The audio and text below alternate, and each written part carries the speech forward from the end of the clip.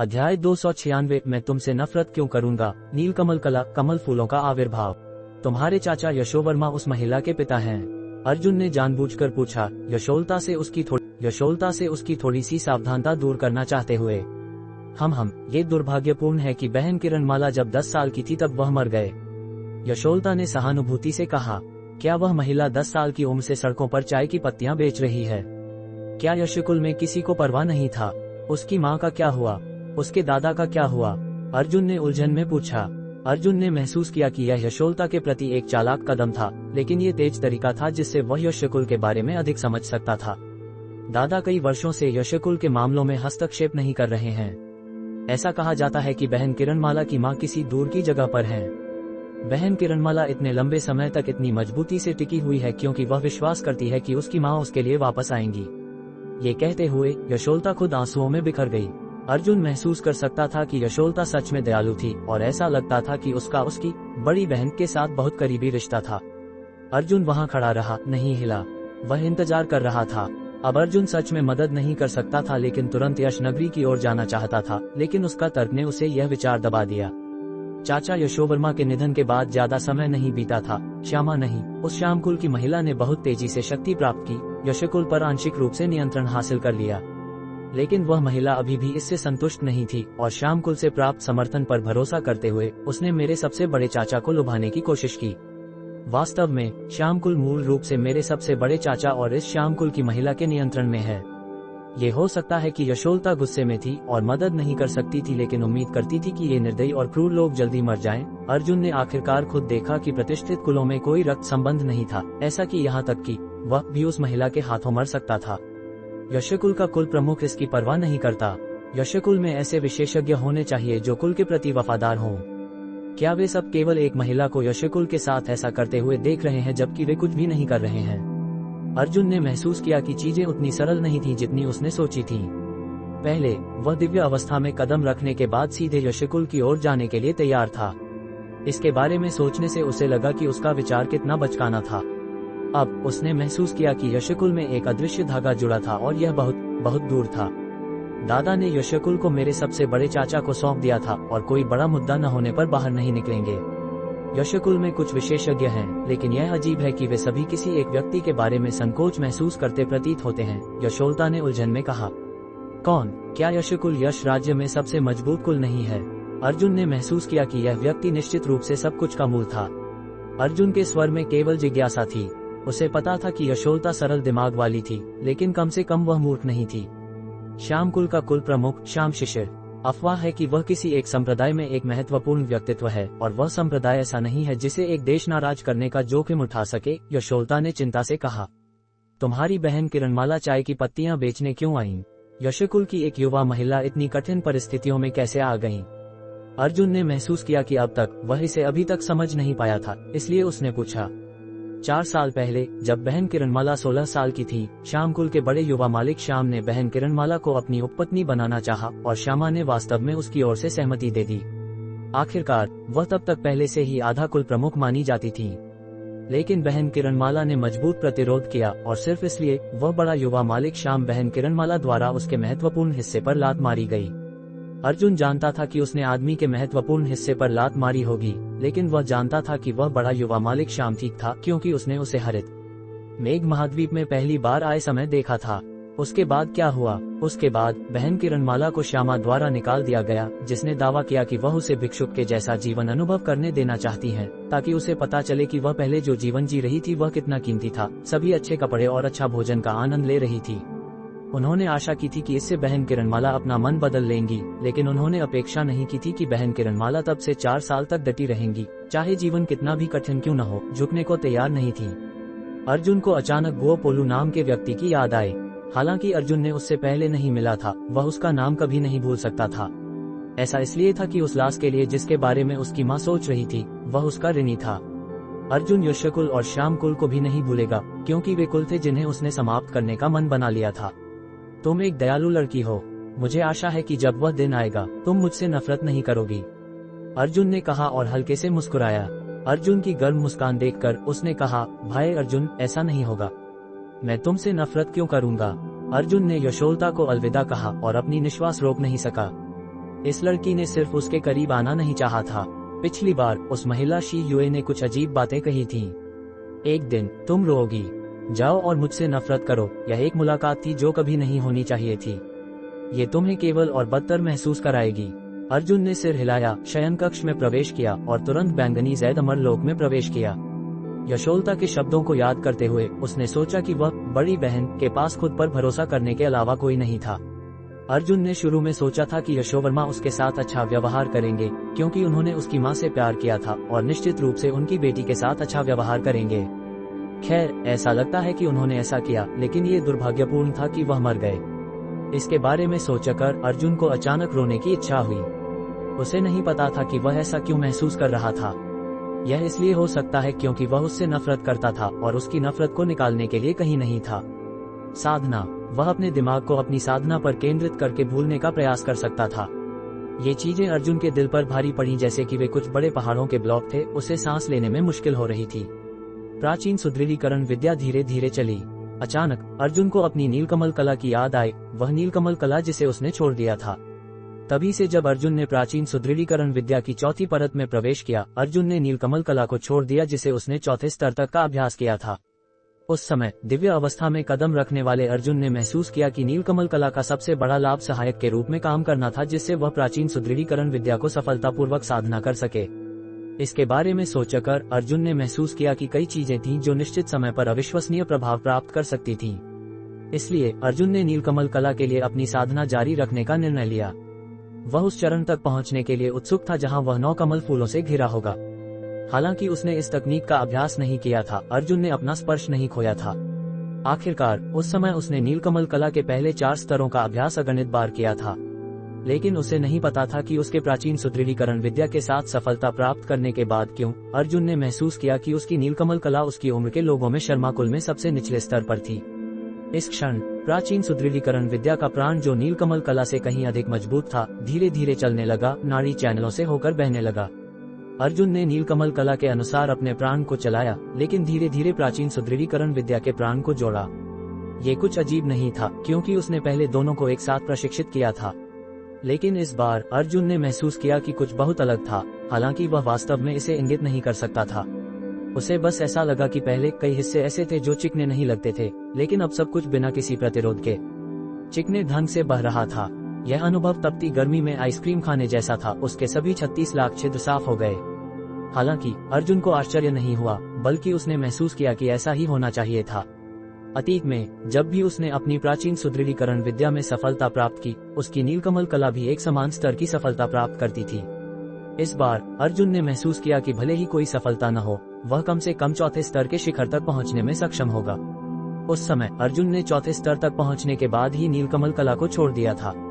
इस बार अर्जुन का अभ्यास बहुत चिकना चला और उसने यहाँ तक महसूस किया कि सब कुछ हाथ से निकल रहा था, इतना कि वह पूरी तरह से उस अनुभव में मदहोश हो गया।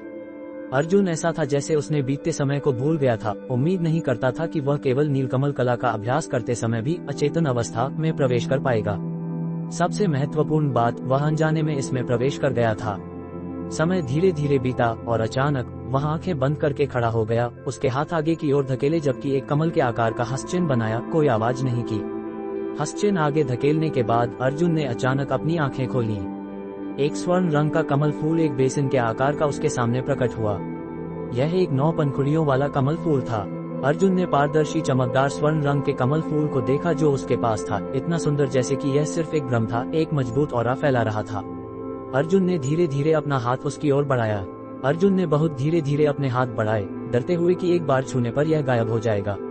अर्जुन ने नोटिस किया कि उसके और कमल के बीच एक हल्का संबंध था, और बिल्कुल उसी समय जब उसका हाथ स्वर्ण रंग के कमल फूल को छुआ। ये ठोस है और कठोर। हालांकि उसने संदेह किया था, वह फिर भी आश्चर्यचकित था। आखिरकार ये पारदर्शी दिखता था। अर्जुन ने उस कमजोर संबंध का उपयोग करके धीरे धीरे कमल को नियंत्रित किया और खोजा कि इसे वास्तव में लचीलेपन के साथ घुमाया जा सकता था। बस इतना था कि उसे प्राणकुंड की दिव्य शक्ति खर्च करनी पड़ी। इसने अर्जुन को बहुत खुश कर दिया, ये सोचकर कि एक ऐसा फूल जो केवल तब दिखाई देगा जब कोई नीलकमल कला के साथ युद्ध सेनाध्यक्ष ग्रेड 7 तक पहुंचता है, तब दिखाई देगा जब उसकी नीलकमल कला केवल युद्ध योद्धा ग्रेड 4 तक पहुंची है। ये सही नहीं है। अर्जुन को अचानक लगा कि कुछ गड़बड़ है। कमल फूल का रंग, कमल फूल जो सफेद होना चाहिए था, अब स्वर्ण रंग का था। अर्जुन हक्का बक्का खड़ा रहा, अपने सामने कमल फूल को देखता हुआ जो एक हल्की रोशनी फैला रहा था। अर्जुन ने कमल फूल की गति को नियंत्रित किया, इसकी गति बढ़ाते हुए, जब तक कि कमल के हवा को काटने की आवाज सुनाई न दे गई। धीरे धीरे स्वर्ण रंग का कमल फूल जो बहुत हल्का महसूस होता था उसके पूर्ण नियंत्रण में आ गया। अर्जुन ने नोटिस किया कि ऐसा इसलिए था क्योंकि उसने प्राचीन सुदृढ़ीकरण विद्या का प्राण चैनल किया था। जितना अधिक उसने चैनल किया, थकान का स्तर उतना ही अधिक था, लेकिन यह उतना ही हल्का होता गया। ये बिल्कुल वैसा ही था जैसा उसकी माँ ने कहा था कि इसका उपयोग हमले और रक्षा दोनों के लिए किया जा सकता है, और यह भी सोचो कि इसमें अतिरिक्त प्रभाव भी हैं और इसे हथियार के रूप में इस्तेमाल किया जा सकता है। बस इतना था कि एक दूरी प्रतिबंध था और यह उसके स्थान से 2 मीटर से अधिक नहीं हो सकता था।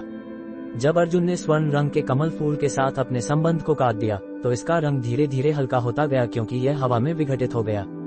ये बिल्कुल दिव्य अवस्था के प्राण के संघनन जैसा था। क्या नीलकमल कला उत्परिवर्तित हो गई थी? अर्जुन उसके बारे में सोचने में मदद नहीं कर सकता था। उसे पता था कि यह सब प्राचीन सुदृढ़ीकरण विद्या के कारण था, लेकिन एक कमल फूल की साधना करना अभी भी कुछ ऐसा था जिसने उसे बहुत खुश किया। ये दुख की बात थी कि वह इस कमल फूल की वास्तविक शक्ति की जांच नहीं कर सकता था। एक फूल। अर्जुन ने फिर से हस्तचिन्ह बनाया और एक स्वर्ण रंग का कमल फूल दिखाई दिया। फिर उसने इस कमल के साथ संबंध को नियंत्रित किया और एक और हस्तचिन्ह बनाया। यह एक और स्वर्ण रंग का कमल था। ... ये तब तक था जब तक चौथा स्वर्ण रंग का कमल फूल दिखाई नहीं दिया और उसने कितनी भी कोशिश की वह 5वां नहीं बना सका। अर्जुन ने तब जाना कि चौथे स्तर की नीलकमल कला केवल 4 कमल फूल बना सकती थी। अर्जुन केवल यह आजमाना चाहता था कि वह कितने को नियंत्रित कर सकता है। अर्जुन को मुस्कुराने जैसा महसूस हुआ अपने सामने रखे स्वर्ण रंग के कमल फूलों की पंक्ति को देखते हुए। बस उनमें से एक अकेला पर्याप्त सुंदर था और अब 4 के साथ ये 100 फूलों के खिलने जैसा था और बेहद सुंदर था। अर्जुन ने 4 फूलों को नियंत्रित करने का प्रयास किया, लेकिन जैसे ही उसने हिला उनमें से 2 के साथ संबंध टूट गया। अर्जुन अडिग रहा जब उसने शेष 2 को नियंत्रित करने की कड़ी कोशिश की। अर्जुन पहले केवल 1 को नियंत्रित करने की कोशिश करते समय काफी सहज था, लेकिन 2 को नियंत्रित करना अभी भी उसके लिए थोड़ा मुश्किल था। धन्यवाद कि अर्जुन में दृढ़ता थी। धीरे धीरे अर्जुन ने आत्मा ऊर्जा के लिए एक और उपयोग की खोज की, जो बहुकार्य था, 2, 3 या यहाँ तक कि 4 चीजें एक साथ करने में सक्षम होना। अध्याय 297 खोई हुई खड्गन विद्या। अर्जुन ने धीरे धीरे आत्मा ऊर्जा के एक और शक्तिशाली उपयोग को महसूस किया, ध्यान भटकाना, अर्थात 2 कार्यों के लिए ध्यान बांटना या 3, 4 कार्यों के लिए। अर्जुन ने 9वें कमल प्रकटीकरण चरण तक पहुंचने के लिए आवश्यक आत्मा ऊर्जा की विशाल मात्रा के बारे में सोचा। फिर उसे एहसास हुआ वह अभी प्राचीन सुदृढ़ीकरण विद्या की 4थी परत पर था और उसी समय नीलकमल कला के 4थे स्तर पर। अब सबसे महत्वपूर्ण बात यह थी कि 4 कमल फूल प्रकट हुए थे। शायद ये बदलती नीलकमल कला प्राचीन सुदृढ़ीकरण विद्या के साथ आगे बढ़ी। तो 9वें कमल प्रकटीकरण चरण तक पहुंचने का मतलब था कि उसे प्राचीन सुदृढ़ीकरण विद्या की 9वीं परत तक साधना करनी होगी। जैसे ही उसने इसके बारे में सोचा, अर्जुन ने तिकड़मी मुस्कान बनाने में मदद नहीं की। ऐसा नहीं था कि उसने प्राचीन सुदृढ़ीकरण विद्या की 9वीं परत तक साधना करने के बारे में कभी नहीं सोचा था, लेकिन उसने केवल थोड़ा कल्पना की थी। आखिरकार अंतिम कुछ परतों तक पहुंचना आसमान में चढ़ने जितना कठिन होगा। सौभाग्य से अर्जुन ने अभी के लिए बहुत ऊंचा लक्ष्य नहीं रखा था।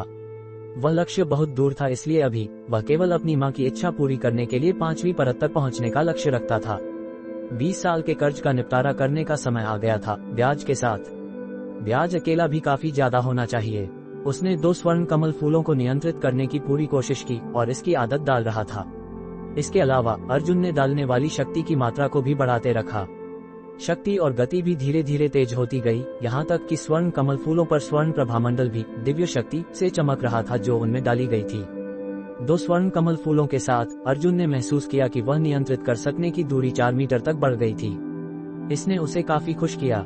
उसने सोचा कि क्या दूरी कमल फूलों की संख्या के साथ बढ़ेगी, लेकिन उसने इसके साथ वास्तव में प्रयोग नहीं किया। अभी वह केवल 2 स्वर्ण कमल फूलों को अच्छी तरह से नियंत्रित करना चाहता था। इस तरह की चीजें जो दिव्य अवस्था के प्राण से जुड़ी थी, उनमें अच्छी हमले और रक्षा शक्ति थी, कुछ छद्म दिव्य हथियारों के समान स्तर पर भी। बस इसमें बड़ी खपत थी, इसलिए ये ज्यादा देर तक नहीं चलेगा। तो दिव्य हथियारों का महत्व सामने आया। यदि मजबूत और कमजोर के बीच लड़ाई हो तो कोई सीधे एक गुच्छा दिव्य हथियारों को जोड़कर कमजोर को तुरंत नष्ट कर सकता है। आखिरकार इतने कम समय में बहुत अधिक दिव्य अवस्था का प्राण नष्ट नहीं होना चाहिए।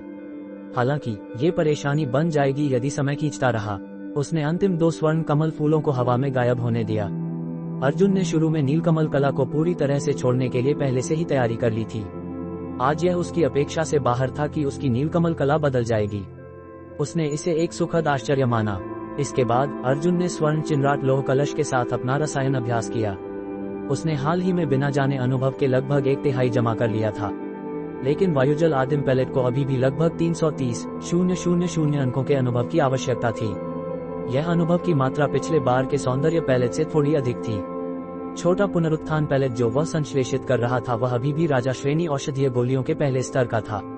प्रभावों को देखते हुए महान पुनरुत्थान पैलेट और सौंदर्य पैलेट राजा श्रेणी औषधीय गोलियों के दूसरे स्तर के होने चाहिए। ये बहुत बुरा था कि वह इतने कम समय में उन्हें संश्लेषित नहीं कर सका। राजा श्रेणी की 10वीं स्तर की औषधीय गोलियां साधकों की साधना को 2 गुना करने में सक्षम थीं। तो राजकीय श्रेणी के बारे में क्या इसे कुछ गुना बढ़ा सकता है? और इसके बाद सम्राट श्रेणी, संत श्रेणी और दिव्य श्रेणी के बारे में क्या ऐसा हो सकता है कि संत श्रेणी की औषधीय गोलियां मनुष्यों को तुरंत देवता के रूप में पुनर्जन्म लेने दे सकती हैं? अर्जुन ने इसके बाद जल्दी से सिर हिलाया। उसे भावना हुई कि सम्राट श्रेणी की औषधीय गोलियों के लिए आवश्यक सामग्री भी दुर्लभ थी। संत श्रेणी की औषधीय गोलियों की बात ही क्या, वे ऐसी जड़ी बूटियां भी हो सकती हैं जिनके बारे में सुना गया हो लेकिन पहले कभी नहीं देखा गया हो।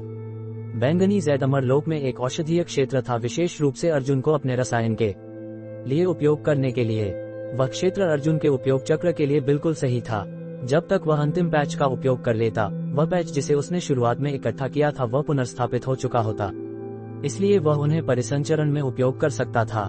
रसायन के लिए अर्जुन ने केवल स्वर्ण घाव मलहम को संश्लेषित करने का अभ्यास किया, के साथ ही छोटा पुनरुत्थान पैलेट और बीच में धीरज पैलेट। शायद उच्च अनुभव और निपुणता के कारण वह 2 अतिरिक्त पैलेट संश्लेषित करने में सक्षम था। इन अतिरिक्त पैलेटों में मूल के समान औषधीय गुण थे। ये विशेष रूप से निर्वाणनाथ और विमलनाथ के लिए थे। महाद्वीप पर एक दवा प्रतिरोध सिद्धांत था जिसमें कहा गया था कि किसी भी प्रकार की दवा का बार बार उपयोग दवा प्रतिरोध का कारण बन सकता है। गुणवत्ता जितनी अच्छी हो, प्रतिरोध उतना ही अधिक। बिल्कुल वैसे ही जैसे 2 छोटे पुनरुत्थान पैलेट का सेवन किया जा सकता है जबकि केवल एक महान पुनरुत्थान पैलेट का सेवन किया जा सकता है। अर्जुन ने अनुमान लगाया कि महान पुनरुत्थान पैलेट या उच्च श्रेणी की औषधीय गोलियों जैसे पैलेट के लिए एक व्यक्ति जीवन में केवल एक पैलेट का सेवन कर सकता था। मुख्य बिंदु ये था कि वे संश्लेषित करने में कठिन थे। एक ही कलश में संश्लेषित की गई मात्रा बहुत कम अनुमान लगाई गई थी और उसके ऊपर विफलता दर बहुत अधिक थी। इस प्रकार प्रत्येक पैलेट बहुत मूल्यवान था।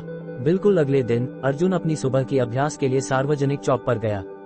इस बार और भी अधिक लोग थे और उन्होंने सबने अर्जुन का गर्मजोशी से अभिवादन किया, पुरुषों ने भी। अर्जुन ने मुस्कुराहट के साथ जवाब दिया, लेकिन वह पहले से ही कारण जानता था। मुझे बताओ मत कि इस मुख्य शिष्य को इसकी स्थिति पर मजबूर करना पड़ेगा। अर्जुन ने खुद को तूफान के मुंह पर नहीं रखना चाहा। कई ने इस मुख्य शिष्य की स्थिति के लिए कड़ी मेहनत की थी, लेकिन उन सब की पृष्ठभूमि थी और वह अभी उनके पास नहीं पहुंच सकता था।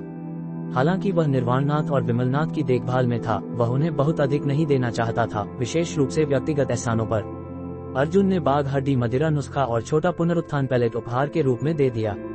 ये सब उसके भुगतान थे और वह अभी भी भुगतान कर रहा था। निर्वाणनाथ को कोहरा कदम, स्वर्गीय वज्र प्रहार और दिव्य रक्षा सिखाने के लिए भुगतान करना। चाहे वह उन सभी का भुगतान कर सके या नहीं, वह फिर भी अपनी पूरी कोशिश करेगा। अर्जुन ने अपना ताइची मुष्टि का अभ्यास जारी रखा।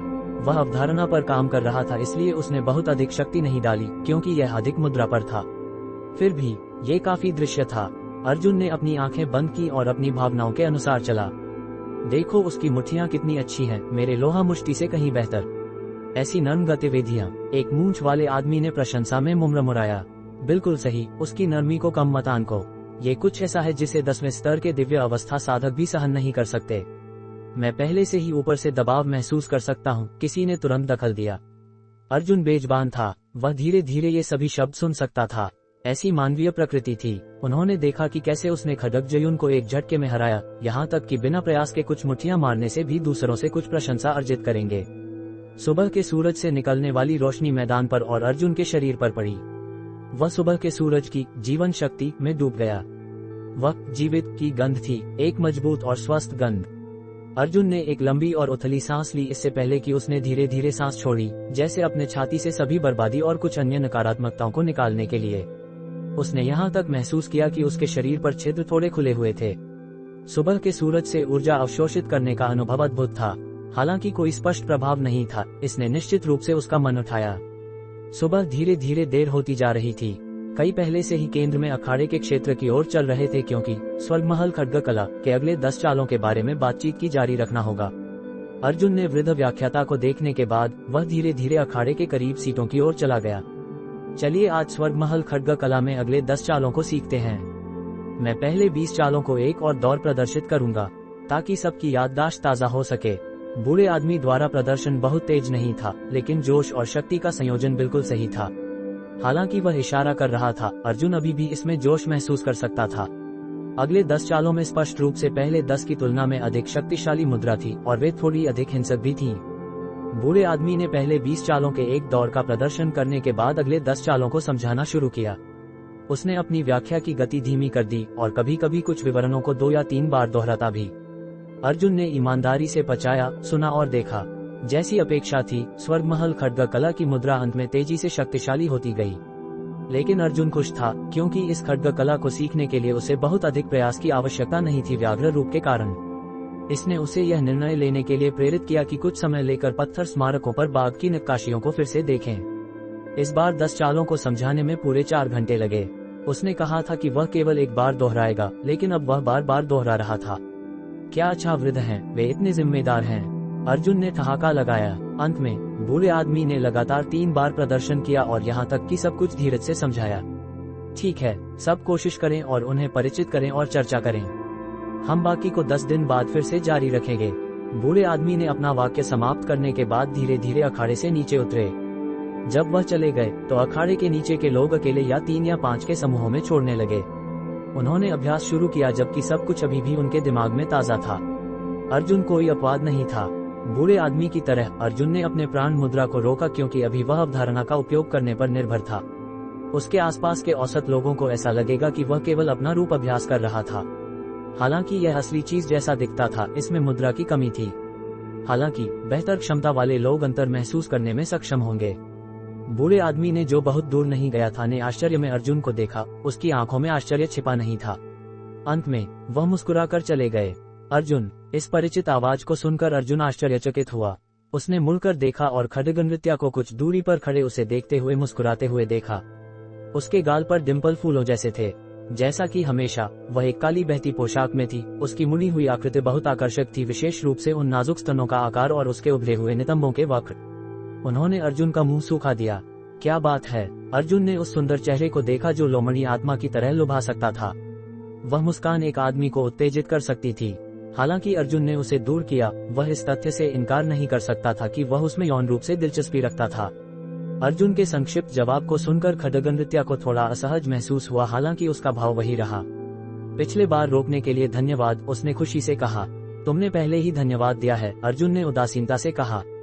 हालांकि उसने इस तरह की महिला के साथ यौन संबंध करने की इच्छा की, उसने इस तरह की बुरी महिला से जुड़ने से इनकार कर दिया। क्या हम दोस्त नहीं हो सकते? खड्गनृत्या ने उदासी से पूछा। उसकी आवाज जोर से नहीं थी, लेकिन यह अभी भी उनके आसपास के लोगों के लिए सुनने योग्य थी। गपशप की शक्ति डरावनी थी। कुछ लोगों ने आश्चर्य में अर्जुन और खड्गनृत्या को देखा और जल्दी से चले गए।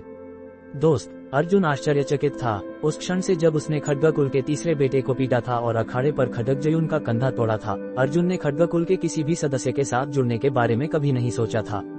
अर्जुन के आश्चर्यजनक स्वर ने खड्गनृत्या के कानों में अधिक व्यंग्य की तरह लगा। उसी क्षण कई लोग आसपास उनकी दिशा में देख रहे थे। परेशान करने के लिए माफ करो, उसने मुस्कुराया और वापस मुड़कर चली गई। उसकी रूपरेखा थोड़ी अकेली लग रही थी। अर्जुन का मुंह हिला, लेकिन अंत में उसने कुछ नहीं कहा। उसने एक निश्वास लिया और आज सीखे गए स्वर्गमहल खड्गकला का अभ्यास करना जारी रखा। हालांकि उसकी भावनाएं थोड़ी गड़बड़ में थीं। उसके दिमाग में केवल खड्गनृत्या के जाते समय उसकी अकेली रूपरेखा के बारे में सोच रहा था। उसकी रूपरेखा थोड़ी चंद्रकला जैसी थी और थोड़ी शिखा सिंह जैसी। असाधारण एकलता के भी ऐसे क्षण थे। हालांकि यशनगरी से वो मजबूत रूपरेखा उसकी तुलना में और भी अधिक निर्जन, अलग थलग और आत्माविद्ध करने वाली अकेली थी। अध्याय 298 विश्राम करते बाघ का पत्थर स्मारक, पहाड़ों की तरह अचलांतरिक अवस्था। वाह, ये सोचकर कि कोई वास्तव में खड्गनृत्या की अनदेखी कर सकता है, ये कुछ नया है। मुझे सच में शक है कि क्या वह सच में नपुंसक है। वृद्धमो, क्या आप सुनिश्चित हैं कि अर्जुन खड्गनृत्या को हरा सकता है? एक सफेद बालों वाले सुंदर मध्यवयस्क आदमी ने पूछा, जो महान ऑरा फैला रहे थे, जो उतरती लहरों की तरह अधिक लग रहा था। महल स्वामी, मुझे विश्वास है कि मैं इसे स्पष्ट रूप से न्याय करने में अभी भी सक्षम हूँ। वह केवल खड्गनृत्या से मजबूत नहीं है, वह शायद अन्य भवनों के मुख्य शिष्यों से कम नहीं होगा। वृद्ध मोह ने मुस्कुराकर कहा, यदि अर्जुन यहाँ होता तो वह नोटिस करता कि वृद्ध मोह वही बुजुर्ग थे जिन्होंने उन्हें स्वर्ग महल खड्ग कला सिखाई थी। बिल्कुल, मैं विश्वास करता हूँ कि वृद्ध मोह के अच्छे न्याय हैं। मुझे स्वर्ण नेत्र की शक्ति का पता है। ऐसा लगता है कि तुम इस युवा चैप के लिए प्रशंसा से भरे हो। तारामंडल भवन के महल स्वामी, जो सुंदर मध्यवयस्क आदमी थे, ने धीरे से कहा। प्रशंसा? बिल्कुल, मैं उसके लिए प्रशंसा से भरा हूँ, लेकिन वह परमपितामह और विमलनाथ के साथ है, वृद्ध मोह ने कहा, जैसे कि ये दुख की बात थी। ओह, तो ऐसा है। ऐसा लगता है कि हमारा तारामंडल भवन भविष्य में फिर से उठेगा। महल स्वामी ने ठहाका लगाया। उनकी आवाज धीमी लेकिन मजबूत थी, जैसे कि कोई बहुत लंबे समय तक इसे सुनते रह सके। तो अगले साल की प्रतिस्पर्धा में क्या हमें खड्गनृत्या या अर्जुन को मुख्य शिष्य के रूप में रखना चाहिए? इसके बारे में मैं उस लाश से बात करूंगा। मैं जांचूंगा कि क्या वह स्वयं पहल करके पीछे हटेगी, नहीं तो हम उन्हें एक मुकाबला करने देंगे। महल स्वामी ने वृद्ध मोह से कहने से पहले इसके बारे में सोचा। तारामंडल भवन के पुरुष शिष्य निराशाजनक हैं, जिससे हमें बुजुर्गों को भी शर्मिंदा होना पड़ रहा है, वृद्ध मोह ने कहा और हंसा।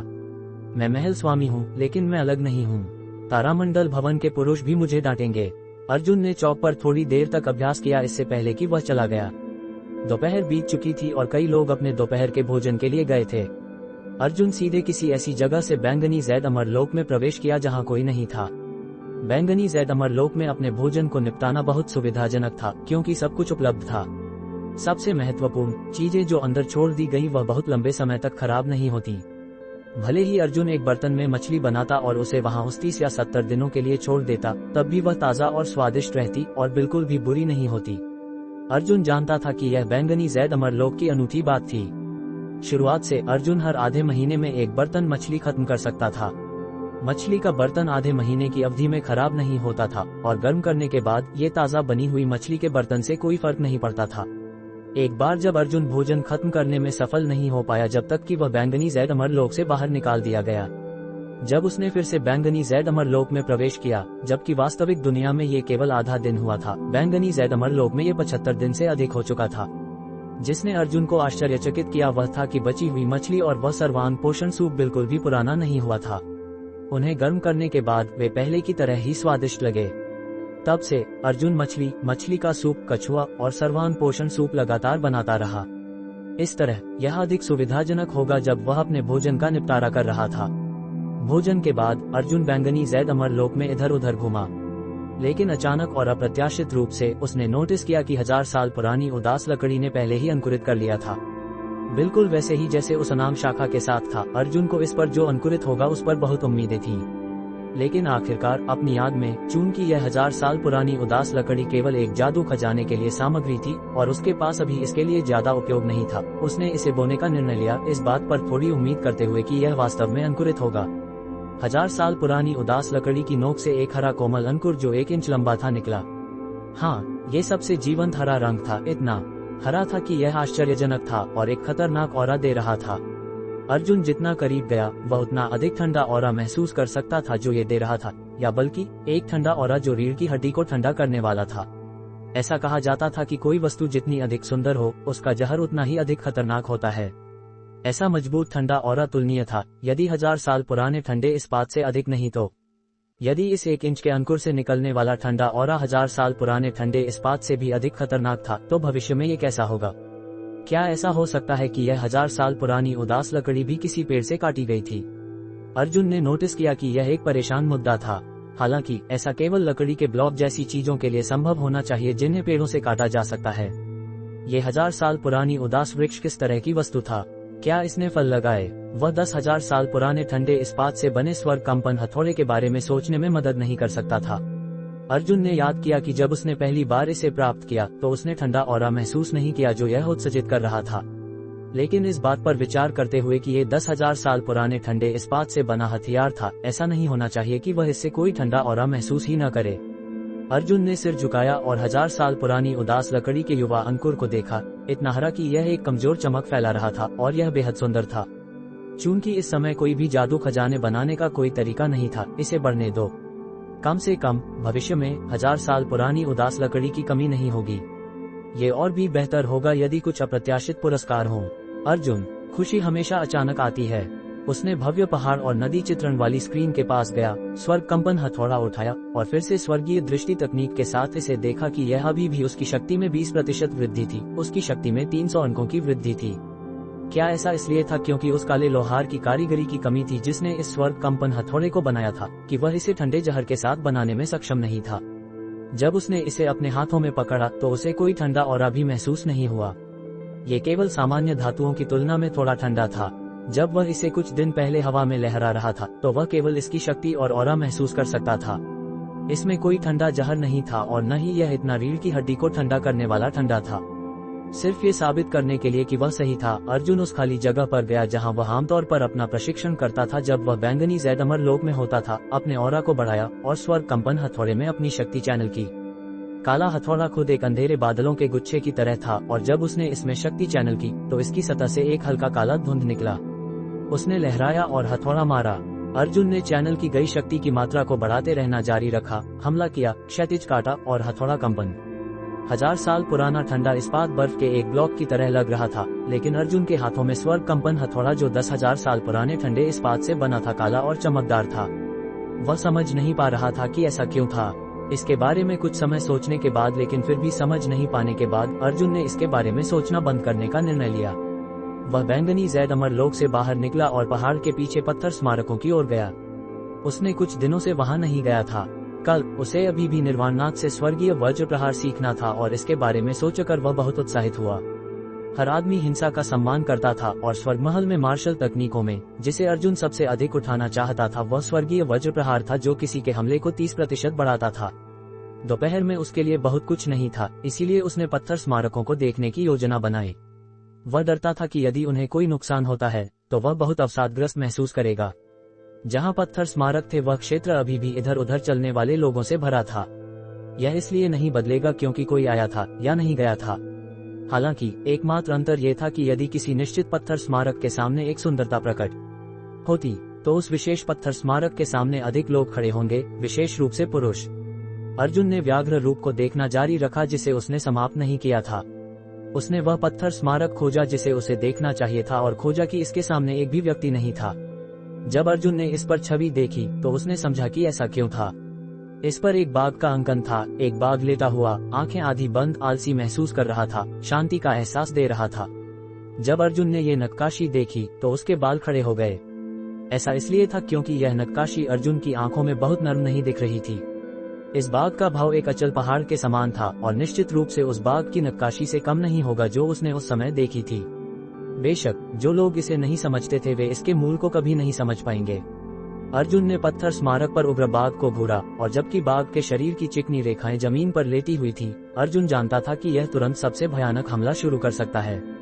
अर्जुन ने पत्थर स्मारक को देखा और अनजाने में प्राचीन सुदृढ़ीकरण विद्या के प्राण का संचार धीमा हो गया, लेकिन इसकी शक्ति बढ़ गई। अर्जुन ने पूरे बाघ को दृढ़ता से घूरा, किसी एक विवरण को याद करने में विफल नहीं होना चाहता था। कई लोग आए और गए, समझ नहीं पा रहे थे कि अर्जुन सबसे नर्म बाघ को क्यों देख रहा था, और वह भी बहुत ही मदहोशी से। कुछ रुकते और फिर सिर हिलाते और निराशा में निकल जाते। पहाड़ों की तरह अचल। अर्जुन ने आखिरकार समझा कि पहाड़ों की तरह अचल होने का क्या अर्थ है। ये स्वर्गमहल में उन बूढ़ों की तरह था, उनमें से प्रत्येक एक अस्तित्व की तरह था जो पहाड़ों की तरह अचल था। सही मायने में केवल वे ही जिन्होंने सैकड़ों वर्षों की समझ और अनुभव जमा किया हो, पहाड़ों की तरह अचल अवस्था तक पहुंचने में सक्षम होंगे।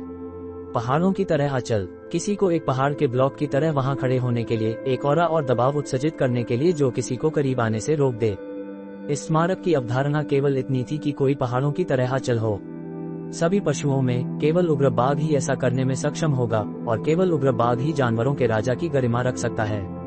जैसे ही अर्जुन इसे समझ रहा था, प्राचीन सुदृढ़ीकरण विद्या का प्राण जो उसके शरीर में लगातार बढ़ रहा था एक दिलचस्प बदलाव से गुजरा, जिससे अर्जुन में एक विशाल बदलाव आया।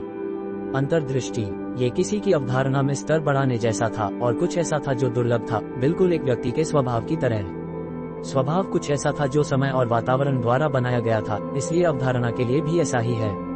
अर्जुन को केवल यह महसूस हुआ कि प्राचीन सुदृढ़ीकरण विद्या का प्राण उसके शरीर में बह रहा था और उसके प्राणकुंड में वह तरल अचानक बहुत घना हो गया, बिल्कुल वैसे ही जैसे वे राशि में बहुत बढ़ गए थे और उसकी नाड़ियों और उसके प्राणकुंड में अधिक घने हो गए थे, जिससे उसे अपनी शक्ति पूरे शरीर में बहुत बड़ी हुई महसूस हुई।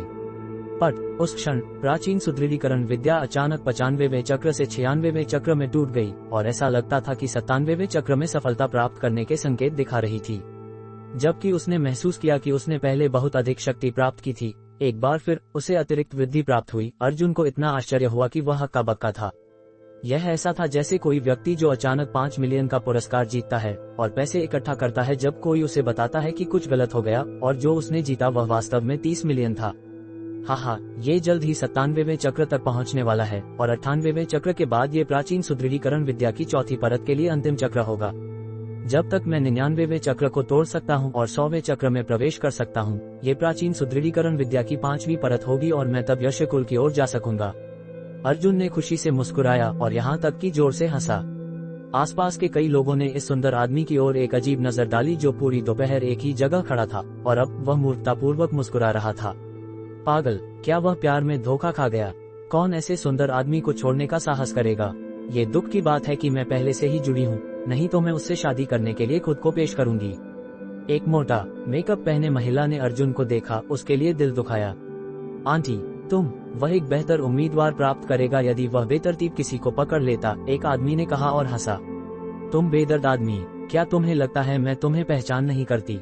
पिछले दिन जब तुम मेरे ऊपर एक अच्छा समय बिता रहे थे तुमने क्या कहा था? महिला ने पूछा। आदमी चुपके से भाग गया। अर्जुन ने अपनी नाक रगड़ी और सिर हिलाया, ये सोचकर कि मैं खुद से आगे निकल गया। अर्जुन ने कभी अपेक्षा नहीं की थी कि इस अंकन से पहाड़ों की तरह अचल होने की अवस्था को समझ पाएगा। न केवल इसने उसके ऑरा को कम से कम 50% बढ़ाया, प्राचीन सुदृढ़ीकरण विद्या के प्राण का घनीकरण कम से कम अर्जुन की शक्तियों को 10% से अधिक बढ़ाएगा, जिसका प्रभाव छोटे पुनरुत्थान पैलेट से अधिक था। और सबसे महत्वपूर्ण बात, उसके ऑरा में एक दिलचस्प बदलाव आया। अर्जुन को दबाव डालने के महत्व का अच्छी तरह से पता था। वह इसे 50% बढ़ाने पर खुश क्यों नहीं होगा?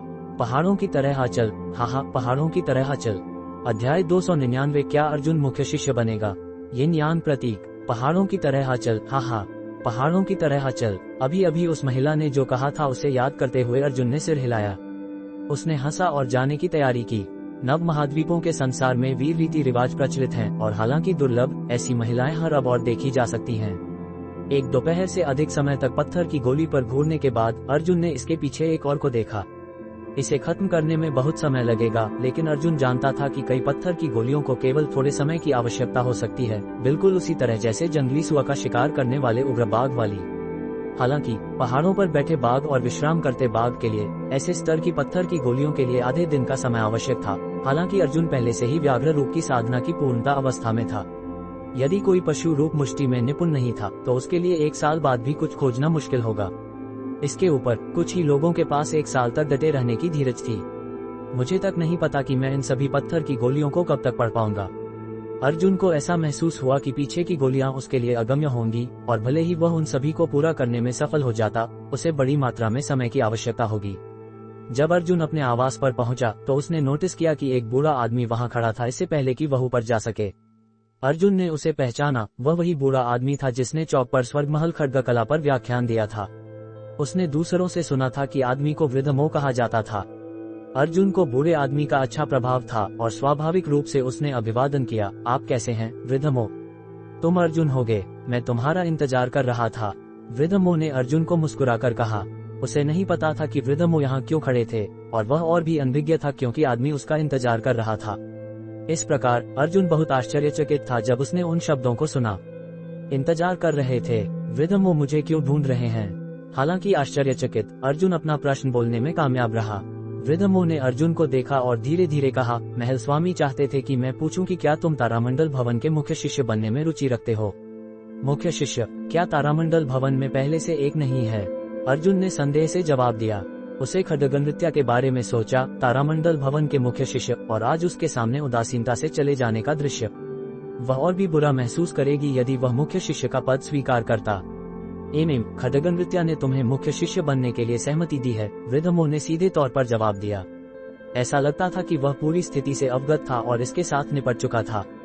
आखिरकार ये काफी शर्मनाक होगा अगर मुख्य शिष्य को किसी और द्वारा बाहर धकेला जाता।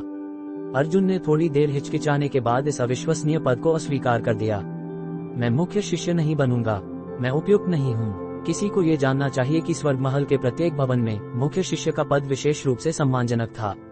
अभिजात वर्ग के मुख्य शिष्य सबसे उत्कृष्ट शिष्य थे, महल स्वामी के भविष्य के उम्मीदवार। यदि कुछ गलत नहीं होता तो वे फिर महल स्वामी बन जाएंगे। संप्रदायों की विरासत के संबंध में मुख्य शिष्य महल स्वामी के लिए दौड़ में अधिक महत्वपूर्ण उम्मीदवारों में से एक होगा। इस प्रकार सभी भवनों के मुख्य शिष्यों को स्वर्ग महल में वृद्धों के समान रैंक माना जाता था। भले ही कोई मुख्य शिष्य महल स्वामी बनने में विफल रहे, वह एक वृद्ध होगा। मुख्य शिष्य बनने के लिए किसी को आत्मा, ऊर्जा और प्रतिभाओं में श्रेष्ठ होना चाहिए। इस प्रकार भले ही उसे किसी अधिक उत्कृष्ट व्यक्ति द्वारा प्रतिस्थापित किया जाता, उसकी साधना उसे एक वृद्ध बनने में सक्षम बनाएगी। इसके अलावा हालांकि महल स्वामी चयन में साधना महत्वपूर्ण थी, किसी के दिमाग, विचारों, नैतिक चरित्र और आचरण भी समान रूप से आवश्यक थे। इसलिए जब तक कोई मुख्य शिष्य के रूप में चुना जाता, उसे प्रतिस्थापित किए जाना असामान्य था। अर्जुन के शब्दों ने वृद्ध मो को आश्चर्यचकित कर दिया। उसने सोचा था कि यह शब्द प्रस्तुत करने से अर्जुन उत्साहित हो जाएगा। आखिरकार स्वर्ग महल में लाखों लोगों में से केवल 9 मुख्य शिष्य थे। मुख्य शिष्यों पर प्रदान किया गया सम्मान असाधारण था और उनका चयन भी बहुत सख्त था। अर्जुन पर बहुत जल्दी अनुकूल दृष्टि रखी गई, क्योंकि निर्वाणनाथ और विमलनाथ, उनके बिना उसे अपनी क्षमताओं के बावजूद सख्त मूल्यांकन से गुजरना पड़ता। वृद्ध मो कुछ क्षणों के लिए खाली थे। अर्जुन का जवाब उसकी अपेक्षा से परे था। ऐसा अच्छा भाग्य असामान्य था, क्योंकि मुख्य शिष्य बनने के बाद न केवल कोई एक प्रतिष्ठित स्थिति प्राप्त करता, बल्कि मार्शल तकनीकें, औषधीय पैलेट, कवच सूट और हथियार जो कोई धारण कर सकता था वे सर्वोच्च श्रेणी के होंगे, सिर्फ सर्वोच्च वृद्ध और महल स्वामी से नीचे। इसलिए वृद्ध मो ने नहीं सोचा था कि अर्जुन इसे अस्वीकार करेगा। एक क्षण के लिए वृद्ध मो हक्का बक्का और बेजबान थे। वह प्रस्ताव जो उसने अभी अभी कहा था वह केवल शिष्टाचार के लिए इस तरह से वाक्यांशित किया गया था। उसने कहना चाहा था, महल स्वामी चाहते हैं कि तुम मुख्य शिष्य बनो। अर्जुन ने वृद्ध मो के चेहरे पर देखा और हंसा। वृद्ध, मेरे पास वर्तमान में मुख्य शिष्य बनने की कोई योजना नहीं है। क्या मैं किसी मदद कर सकता हूँ? मैंने तुम्हें कम आंका। तारामंडल भवन का मुख्य शिष्य अगर किसी और को प्रस्तुत किया जाए तो इसके लिए लड़ने की स्थिति में होगा, लेकिन तुम रुचि नहीं रखते। वृद्ध मो ने एक निश्वास के साथ टिप्पणी की। वृद्ध मो गलत हैं। ऐसा नहीं है कि मैं रुचि नहीं रखता, लेकिन मेरे पास इसके लिए अभी कोई योजना नहीं है। मेरा अपूर्ण काम है, अर्जुन ने गंभीरता से जवाब दिया। वृद्ध मो ने अर्जुन को देखा और जानने वाले तरीके से ठहाका लगाया। तो चलिए इसके बारे में इस क्षण के लिए नहीं बात करते। क्या तुम अगले साल भवनों के बीच द्वंद्व में मुख्य शिष्य के रूप में भाग लेने में सक्षम होंगे? अर्जुन ने इसके बारे में सोचा। अगले साल की प्रतिस्पर्धा से पहले अभी 1 साल का समय था। उसके लिए ये समय 15 साल के जैसा था। उसने सोचा कि इन 15 सालों में वह कितनी प्रगति करेगा, लेकिन यह अभी भी मुख्य शिष्यों के बीच द्वंद्व में भाग लेने के लिए संभव होना चाहिए। शायद भविष्य में शेर राजा की चोटी का सामना करते समय उसे स्वर्ग महल पर निर्भर रहना पड़ सकता है। उस मामले में उसके पास कम से कम एक वृद्ध की स्थिति होनी चाहिए जब वह मुख्य शिष्य का पद धारण करता है, या यहाँ तक कि महल स्वामी। भले ही वह स्वर्ग महल पर भरोसा नहीं करता, उसे एक अद्वितीय चरित्र की आवश्यकता होगी और कुछ उपस्थिति का पालन करना होगा। उसे नव महाद्वीपों के संसार में अपनी जमीन बनाते समय अपने साथ लोगों के एक समूह की भी आवश्यकता होगी, और शर्मा परिवार सबसे अच्छे उम्मीदवार होंगे। वृद्ध, यह मैं आपको वादा करता हूँ, मुझे केवल आशा है कि आप मूल मुख्य शिष्य से इसके बारे में बात कर सकते हैं। अर्जुन ने फिर से खड्ग नृत्य के बारे में सोचा। ठीक है, तुम्हें इसके बारे में चिंता करने की जरूरत नहीं है। तो फिर एक सौदा हुआ। ये तुम्हारे लिए है। तुम स्वर्ग महल पुस्तकालय में स्वतंत्र रूप से प्रवेश कर सकते हो, लेकिन अंदर की पुस्तकों को बाहर ले जाने की अनुमति नहीं है। वृद्ध मो ने मुस्कुराया और एक टोकन हस्तांतरित किया जो सागर चंद्रा ने उसे दिया था। बैंगनी स्वर्ग महल टोकन के समान था। स्वर्ग महल पुस्तकालय। अर्जुन ने इसकी उम्मीद नहीं की थी। वास्तव में उसने इसके बारे में लगभग भूल गया था। कुलों और अभिजात वर्गों में सबसे अधिक कीमती जगह पुस्तकालय था, और इसके बारे में सोचने से अर्जुन थोड़ा उत्साहित हुआ। अर्जुन ने इसे प्राप्त किया और कहा, धन्यवाद वृद्ध। वृद्ध मो चले गए और अर्जुन ने सुंदर बैंगनी टोकन की जांच की। उस पर स्वर्ग महल शब्द लिखा था। अर्जुन ने सोचा कि टोकन न सोना था न चांदी, लेकिन यह असामान्य रूप से कठिन था। अर्जुन अपने कमरे में लौट आया और पूरी रात कठिन प्रशिक्षण किया। प्राचीन सुदृढ़ीकरण विद्या अभी भी 96वें चक्र की चोटी पर थी। उसे पता था कि वह 3 दिनों के भीतर सफलता प्राप्त करेगा, और अभी केवल बिना किसी अवरोध के चक्र जमा कर रहा था। जब तक पर्याप्त शक्ति जमा हो जाती, वह इसे तोड़ने में सक्षम होगा। सुबह के प्रशिक्षण में अन्य लोगों ने पहले ही अर्जुन की उपस्थिति की आदत कर ली थी। हालांकि इसके बारे में अभी भी कुछ हलचल थी। अर्जुन के आसपास की हवा ने स्पष्ट रूप से लोगों को सिकोड़ दिया और उन्हें उसके पास जाने से रोक दिया। पहाड़ों की तरह अचलता का अर्थ था अचलता का ऑरा। ये कल का चरित्र का उत्थान था जब अर्जुन ने विश्राम करते बाग पत्थर स्मारक के पहाड़ों की तरह अचल आंतरिक अवस्था में प्रवेश किया था। चौपर अर्जुन ने ताइची के रूप और अवधारणा का निष्पादन किया। निष्पादन का चिकना तरीका विशेष रूप से सुंदर था। सुबह के प्रशिक्षण के अंत में अर्जुन निर्वाणनाथ के आवास की ओर गया। वह आज थोड़ा उत्साहित महसूस कर रहा था क्योंकि वह निर्वाणनाथ से स्वर्गीय वज्र प्रहार सीखने वाला था। अर्जुन स्वर्ग महल के स्वर्गीय वज्र प्रहार पर बहुत उत्सुक था। वह तकनीक हमले को 30% बढ़ा सकती थी, जो निश्चित रूप से एक छोटी संख्या नहीं थी, विशेष रूप से उच्च हमलों वाले लोगों के लिए। सागर चंद्रा और अग्निज्वाला पहले से ही वहां थीं। दो सुंदरताएं एक दूसरे के साथ खुशी खुशी हंसकर बातचीत कर रही थीं, लेकिन जब उन्होंने अर्जुन को देखा तो चुप हो गईं। हालांकि वे बात नहीं कर रही थीं, दोनों ने अर्जुन को देखते हुए एक चालाक मुस्कान बनाई जिससे वह भ्रमित हो गया। क्या वे उसके बारे में बात कर रही थीं? इतनी खुशी से बात कर रही थीं। तकनीकें सीधे निर्वाणनाथ द्वारा सिखाई जाती थीं और इस बार भी कोई अपवाद नहीं था। निर्वाणनाथ ने अर्जुन और दो महिलाओं को देखा, मुस्कुराए और फिर धीरे धीरे कहा, स्वर्गीय वज्र प्रहार स्वर्ग महल की सबसे मजबूत, सबसे उग्र और सबसे पैठने वाली तकनीक है। इसमें इसके हमले में बिजली की शक्ति शामिल है, लेकिन बिजली की शक्ति का उपयोग करने में सक्षम होने के लिए तुम्हें कम से कम स्पष्ट क्षेत्र तक पहुंचना चाहिए। तब तक तुम्हें तुरंत अपने प्रतिद्वंद्वी को सुन्न करने का मौका मिलेगा। निर्वाणनाथ के शब्दों ने अर्जुन की आंखों को चमका दिया। तकनीक में वास्तव में सुन्न करने का प्रभाव था। एक बार जब कोई पक्ष सुन्न हो जाता है, भले ही वह केवल एक क्षण के लिए हो, इसके परिणामस्वरूप मृत्यु या कम से कम गंभीर चोट हो सकती है, क्योंकि जब दो विशेषज्ञ प्रहार का आदान प्रदान करते हैं तो त्रुटि के लिए कोई जगह नहीं होती। सुन्न करने का प्रभाव तब होगा जब हम स्पष्ट क्षेत्र प्राप्त करेंगे। भले ही यह छोटा हो, गंभीर नुकसान किया जा सकता है। अर्जुन की आंखों में चमक और भी अधिक चमकी। एक बार जब मैं स्वर्गीय वज्र प्रहार में माहिर हो जाऊंगा, मुझे अत्यंत छोटे समय में स्पष्ट क्षेत्र प्राप्त करना चाहिए। अर्जुन ने चुपचाप शपथ ली। निर्वाणनाथ ने गहरे विचार में अर्जुन को देखा और हंसा।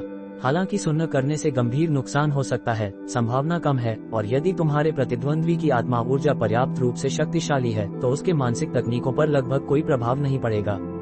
हमारी आत्मा ऊर्जा पर्याप्त रूप से शक्तिशाली होने पर वास्तव में ऐसे प्रभाव हो सकते हैं। अर्जुन ने अपनी चेतना के सागर में यिन यांग प्रतीक के बारे में सोचा। वह वस्तु निरंतर उसकी मांसपेशियों, हड्डियों, महत्वपूर्ण बिंदुओं, आंतरिक अंगों और उसकी आत्मा ऊर्जा को मजबूत कर सकती है। हालांकि प्रभाव छोटा था, ये निरंतर था। यहाँ तक कि मच्छर का छोटा मांस भी मांस था। इसके ऊपर एक निरंतर संचय। अर्जुन ने संभाव्य फल को याद किया जो उसने पहले खाया था, जिसने उसकी आत्मा ऊर्जा को मजबूत किया था। ये कुछ ऐसा था जिसकी कोई केवल कामना कर सकता था, और यह अज्ञात है कि कोई कितने टुकड़े खा सकता है। अर्जुन ने भविष्य में इस पर फिर से ठोकर खाने की उम्मीद की। आखिरकार उसने पिछली बार इससे काफी प्राप्त किया था। उसकी आध्यात्मिक इंद्रिय इसके कारण एक स्तर बढ़ गई थी। अर्जुन ने मुस्कुराया और निर्वाणनाथ को धीरे से सिर हिलाया और उनकी व्याख्या सुनना जारी रखा। स्वर्गीय वज्र प्रहार एक मार्शल तकनीक नहीं है, ये प्राण की साधना का एक रूप है। सरल शब्दों में, इसका उपयोग प्राण इकट्ठा करने, प्राण को केंद्रित करने, वायु विस्फोट बनाने और वहां से एक मजबूत और शक्तिशाली विस्फोटक बल प्राप्त करने के लिए किया जाता है। निर्वाणनाथ ने धीरे धीरे स्पष्ट किया, स्वर्गीय वज्र प्रहार का उपयोग करके प्राण की साधना के तरीके का वर्णन किया। कोई इस प्राण साधना के तरीके की प्रभुता को जान सकता था। निर्वाणनाथ की व्याख्या सुनकर। अध्याय 300 स्वर्गीय वज्र प्रहार, युद्ध राजा के शिखर पर एक की शक्तिशाली शक्ति। आज ही अर्जुन को पता चला कि एक प्राण संचरण तकनीक इतनी हिंसक हो सकती है, एक हिंसक तूफान के समान। यदि ये केवल वह अकेला होता तो इसे समझना मुश्किल होता। भले ही कोई स्वर्गीय वज्र प्रहार की पुस्तिका पर हाथ रखे, बिना मार्गदर्शन देने वाले किसी व्यक्ति के, साधक के लिए अपनी नाड़ियों को चोट पहुंचाना बहुत आसान होगा। यह एक प्राण संचरण तकनीक है और हाथ से मुकाबला या हथियारों के साथ इस्तेमाल किया जा सकता है, लेकिन स्वर्गीय वज्र प्रहार के साधक के लिए आवश्यक शर्तें बहुत अधिक थीं। समझ, ये कुछ ऐसा था जो बहुत महत्वपूर्ण था। यदि किसी की समझ का स्तर बहुत कमजोर था तो वह उच्च स्तरीय मार्शल तकनीकों के साथ कभी नहीं मिल पाता। भले ही वे उन पर हाथ रखते, यदि किसी की समझ बहुत कमजोर थी तो भले ही वे 10 साल के कठिन प्रशिक्षण से गुजरते, यह उच्च स्तर की समझ वाले के एक दिन के प्रशिक्षण की तुलना में नहीं रख सकता था। ये समझ का महत्व था। केवल समझ मापदंड के आधार पर यह 80 से 90% लोगों को काट देगा। उच्च स्तर की साधना या प्रतिभाशाली के रूप में जाने जाने वाले लोग सभी उच्च स्तर की समझ वाले थे। दृढ़ता, यह एक ऐसी स्थिति थी जो समझ के समान महत्व की थी। दृढ़ता के साथ ऐसा कुछ नहीं था जो नहीं किया जा सकता था। ये कहावत दृढ़ता के महत्व को दर्शाती थी। एक संपूर्ण प्रतिभाशाली भी दृढ़ता के बिना कुछ भी हासिल नहीं कर पाएगा। दृढ़ता एक लक्ष्य निर्धारित करना थी और इसकी ओर काम करते हुए दृढ़ रहना, किसी भी बाधाओं और कठिनाइयों का साहस से सामना करना। दृढ़ता सबसे कठिन थी। समझ और दृढ़ता, साथ ही जन्म से लाभ के साथ और जीवन में कठिन परिश्रम में जोड़ना एक साधक के लिए महत्वपूर्ण था।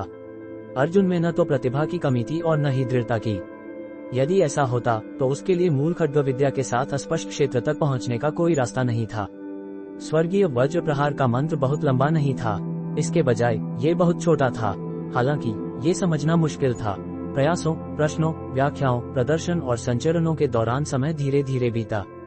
एक अवधि के संचरण के बाद वह निर्वाणनाथ से मार्गदर्शन मांगता। सूरज धीरे धीरे पश्चिम की ओर बढ़ गया और तभी अर्जुन इसे थोड़ा संचरित करने में सक्षम था, लेकिन वह अभी तक प्राण विस्फोट के स्तर तक नहीं पहुंच पाया था। सागरचंद्र और अग्निज्वाला ने भी इसे थोड़ा पकड़ लिया था, विशेष रूप से अग्निज्वाला, जो बहुत खुश थी जब उसने इसका सार पकड़ना शुरू किया। ऐसा इसलिए हो सकता है क्योंकि अर्जुन और सागरचंद्र ने इसे सीखा था और अब वह भी इसे सीख गई थी।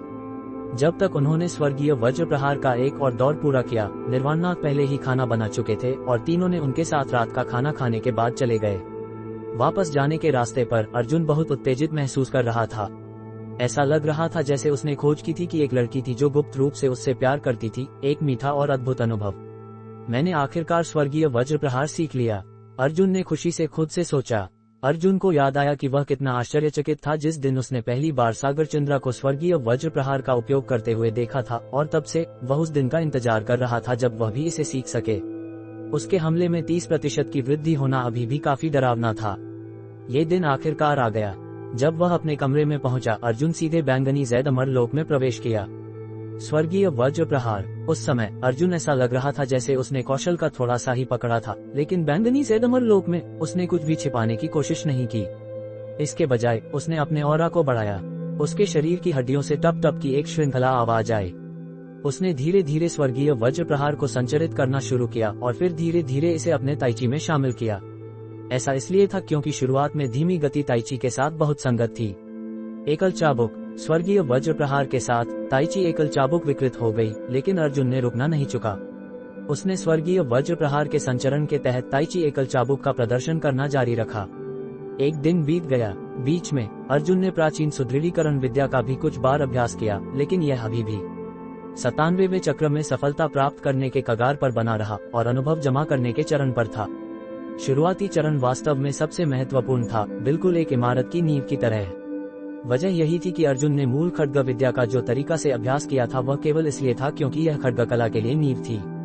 प्रत्येक मार्शल तकनीक के लिए अर्जुन शुरुआती चरण पर अतिरिक्त जोर देता, इसे पूरी तरह से अध्ययन करने के लिए अपनी पूरी कोशिश करता। जैसे कि अभी स्वर्गीय वज्र प्रहार के लिए है, शुरुआती से परिचित चरण तक अर्जुन ने बहुत प्रयास और धीरज डाला। इस बार बैंगनी जैद अमर लोक में रसायन के लिए कुछ समय बिताने और आत्मांदोलन घंटी को भंग करने के अलावा उसने अपनी खड्ग तकनीकों और हजार हथौड़ा तकनीक पर बहुत कम समय बिताया। बाकी समय अर्जुन ने स्वर्गीय वज्र प्रहार की साधना करने में बिताया। इस बार अर्जुन ने एक बार फिर अपनी अमानवीय दृढ़ता का प्रदर्शन किया। आधे महीने का समय पूरी तरह से इस पर बिताया। प्रभाव अभी भी काफी आश्चर्यजनक था। हालांकि अर्जुन ने स्वर्गीय वज्र प्रहार की कठिनाई की खोज की। ऐसा इसलिए था क्योंकि पूरे आधे महीने के समय के बाद अर्जुन बमुश्किल परिचित चरण तक पहुंचने में कामयाब हुआ। परिचित चरण तक पहुंचने पर अर्जुन ने एक बार फिर स्वर्गीय वज्र प्रहार को अपने ताइची में शामिल किया। भले ही वह प्राण विस्फोट नहीं बना सका, न ही उसके पास वह शक्ति थी जो सागरचंद्र ने एक बार 2 ड्रैगन के समान प्रदर्शित की थी। आज नाश्ते के बाद वह फिर भी निर्वाणनाथ के घर के लिए गया। अर्जुन ने बैंगनी जैद अमर लोक में स्वर्गीय वज्र प्रहार का अभ्यास किया था। जितना अधिक प्रशिक्षण करता उतना ही अधिक परिचितता प्राप्त करता। हालांकि उसे और भी अधिक समस्याएं आईं और वह निर्वाणनाथ से मार्गदर्शन चाहता था। समय बहुत तेजी से बीता और पलक झपकते ही और 2 दिन बीत गए। अर्जुन ने दिन में निर्वाणनाथ के घर पर प्रशिक्षण लिया और रात में बैंगनी जैद अमर लोक में लौटकर कठिन प्रशिक्षण से गुजरा। वास्तविक दुनिया में 2 दिनों का समय बैंगनी जैद अमर लोक में लगभग 1 महीने का था। इस दौरान अर्जुन ने आखिरकार स्वर्गीय वज्र प्रहार को परिचित चरण तक साधित किया। अब जब उसने स्वर्गीय वज्र प्रहार को अपने ताइची में शामिल किया तो यह अब अजीब नहीं लगता था। इसके बजाय इसने शुरू में नर्मले से बड़ी उभरी हुई शक्ति की लहरें लाईं। छिपी हुई लहरों की शक्ति। अर्जुन, ये बहुत बड़ा झटका है। 3 दिनों से भी कम समय में तुमने इस तरह की परिचितता हासिल की, अग्निज्वाला ने लाल बनाकर कहा और अपने होंठ पर थपथपाया। अर्जुन ने मुस्कुराया। उसके पास आसमान को चुनौती देने वाला बैंगनी जैद अमर लोक था। इसके बिना उसकी प्रगति इतनी विकृत नहीं होती कि वह इसे समझाने में असमर्थ हो। सागरचंद्र ने भी चुपचाप अर्जुन को देखा। आखिरकार अर्जुन जिस तरह से था वह बहुत अत्यधिक लग रहा था, लेकिन वह फिर भी बहुत खुश थी। अपनी भावनाओं के प्रति वह थोड़ी चिंतित भी महसूस कर रही थी। जब से उसने महागुरु की स्पष्ट शर्तों पर सहमति व्यक्त की थी, वह अर्जुन के करीब महसूस कर रही थी। जबकि वे पहले करीब थे, अब उनके बीच और भी अधिक था। पिछले 2 दिनों में निर्वाणनाथ ने अर्जुन की डरावनी प्रगति देखी और थोड़ी देर के लिए भी हक्का बक्का रह गए। यह एक दैत्यात्मक अस्तित्व था और सबसे प्रतिभाशाली व्यक्ति जिसे उसने पिछले 300 वर्षों में देखा था। दुर्भाग्य से उसे नहीं पता था कि अर्जुन के पास बैंगनी जैद अमरलोक था। यदि वह जानता तो कोई नहीं जानता था कि क्या वह एक ही बात के बारे में सोच रहा होगा। दुर्भाग्य से निर्वाणनाथ ने इसके बारे में केवल अपने दिल में सोचा था और अर्जुन केवल अनजाने में प्रशंसा स्वीकार कर सकता था।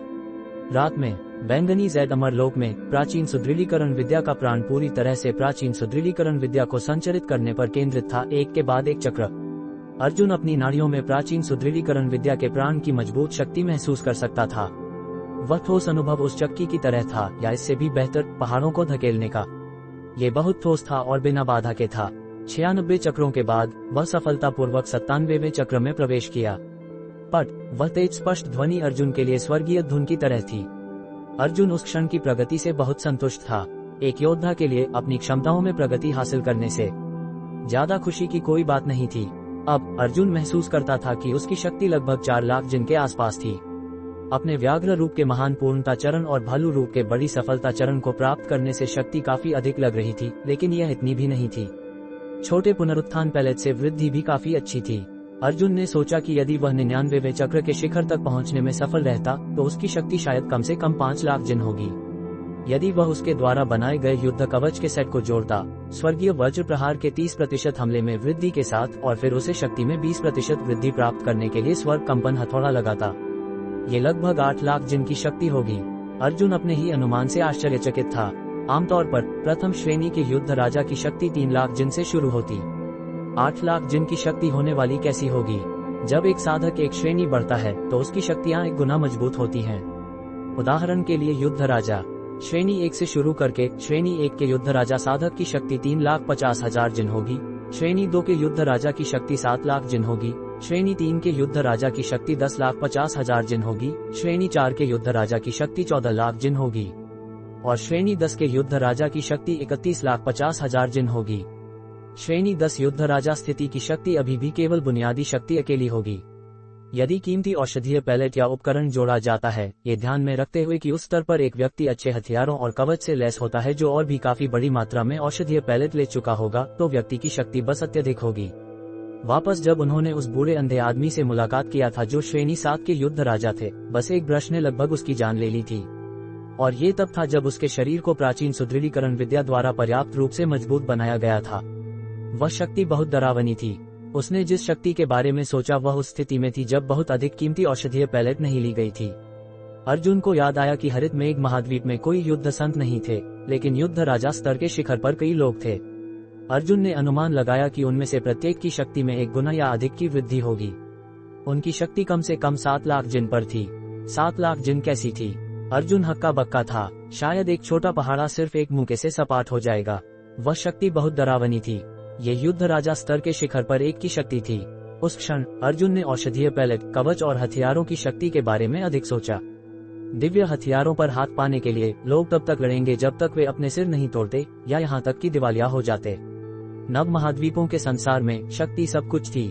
रसायन, प्राचीन लोहा बनाने की कला। अर्जुन ने महसूस किया कि वह बहुत धन्य था। यदि वह महान पुनरुत्थान पैलेट और सौंदर्य पैलेट बनाने में सफल रहता तो ये 2 प्रकार की औषधीय पैलेट अर्जुन की शक्तियों को 50% बढ़ाने में सक्षम होंगी। ये दुर्भाग्य था कि यह कुछ ऐसा था जो इतना नजदीक था लेकिन इतना दूर। वह उदास अनुभव किसी को बहुत असहाय महसूस कराता था। अचानक उसने देखा कि स्वर्ण घाव मलहम जो उसने इतने दिनों से बनाया था वह पहले से ही ढेर हो गई थी। उसने इसे पोर्सिलेन की बोतलों में बोतलबंद किया और महसूस किया कि वास्तव में लगभग 1000 जिन का स्वर्ण घाव मलहम था। अगले दिन अर्जुन ने उन्हें निर्वाणनाथ, विमलनाथ, सागरचंद्रा और अग्निज्वाला को प्रत्येक को लगभग 50 जिन के साथ उपहार दिया। ये दवा बाहरी चोटों के लिए विशेष रूप से प्रभावी थी और बहुत रहस्यमय थी। यह बाहरी चोटों के लिए लक्षित थी। अर्जुन ने 2 महिलाओं को कुछ दिया और उन्हें कुछ अपने लिए रखने को कहा, लेकिन वे बाकी को अन्य लोगों को एहसान प्राप्त करने के लिए दे सकती हैं। वास्तव में प्रतिष्ठित कुलों और परिवारों को भी ऐसी दवा की आवश्यकता होगी क्योंकि रोजाना अंतहीन घायल सदस्य होंगे। अगले दिन विमलनाथ ने अर्जुन के पास जाकर पूछा, अर्जुन, क्या तुम्हारे पास इनमें से बहुत सारे हैं? तुम्हारे पास कितने हैं? तारामंडल भवन तुमसे सब खरीद सकता है। मार्शल अंकल, मेरे पास इनमें से ज्यादा नहीं है और प्रति महीने केवल लगभग 50 जिन होंगे, लेकिन ये काफी महंगा है। उन्हें 1000 वर्षीय जड़ी बूटियों की थोड़ी मात्रा की आवश्यकता होती है और ये कुछ वर्षों से मेरा जमा स्टॉक है, अर्जुन ने जवाब दिया और मुस्कुराया। स्वर्गमहल एक प्रमुख संप्रदाय है और तारामंडल भवन के पास काफी जड़ी बूटियां होनी चाहिए। ये कैसा रहे, तुम उन सभी जड़ी बूटियों के नाम लिखो जिनकी तुम्हें आवश्यकता है और जब भी तुम खाली हो तुम हमें कुछ दे सकते हो। भुगतान के लिए तुम तय कर सकते हो। तुम्हें क्या लगता है? विमलनाथ ने प्रस्ताव रखा और हंसा।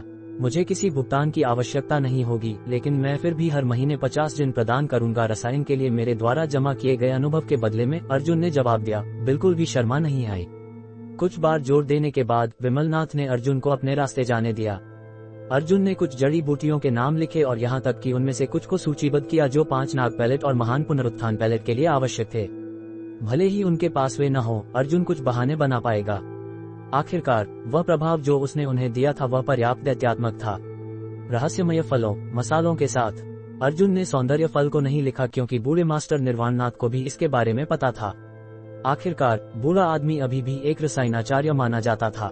अर्जुन अब जानता था कि बूढ़े मास्टर केवल एक आधा पका हुआ रसायनाचार्य थे और केवल रुचि के कारण इसकी कोशिश की थी। अर्जुन, मेरे पास यहाँ अभी भी 2 नुस्खे हैं और मेरे पास जड़ी बूटियां भी हैं। ये दुख की बात है कि इस बूढ़े आदमी ने उन्हें सफलतापूर्वक बनाने में सक्षम नहीं किया। ये नुस्खे काफी अच्छे माने जाते हैं, इसलिए मैं तुम्हें उन्हें दूंगा।